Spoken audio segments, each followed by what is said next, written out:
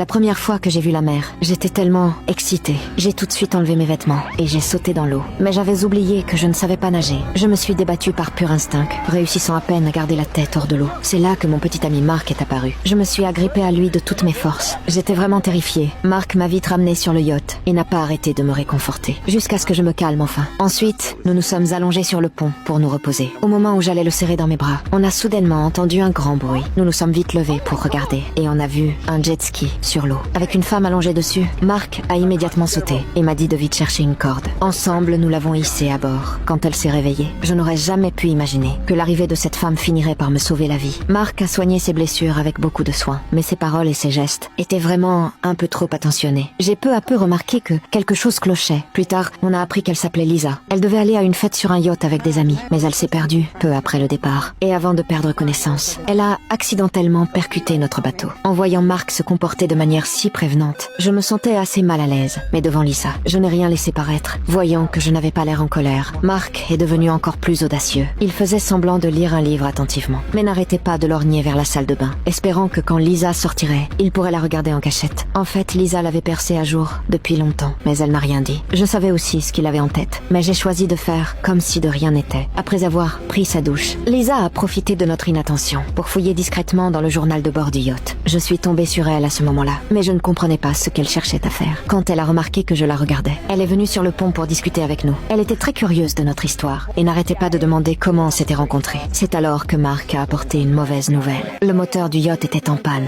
et la radio ne captait pas les secours. Même si le bateau pouvait encore avancer à la voile, pour l'instant, on ne pouvait que patienter à l'aveugle au milieu de l'océan. Me voyant commencer à m'inquiéter, Mark s'est approché pour me rassurer un peu. Le soir venu, on a organisé une petite fête sur le pont. Mais Mark trouvait ça trop ennuyeux. Alors il a sorti quelques bonbons bleus, en nous disant que manger ça nous procurerait 2 fois plus de plaisir. Je les ai mangés directement sans aucune méfiance. Mais Lisa était très prudente. Elle a fait semblant de les avaler, mais a secrètement caché les bonbons dans un coin. Peu de temps après, les bonbons ont commencé à faire effet. Nous nous amusions tous beaucoup, sans savoir du tout que le danger se rapprochait de plus en plus de nous.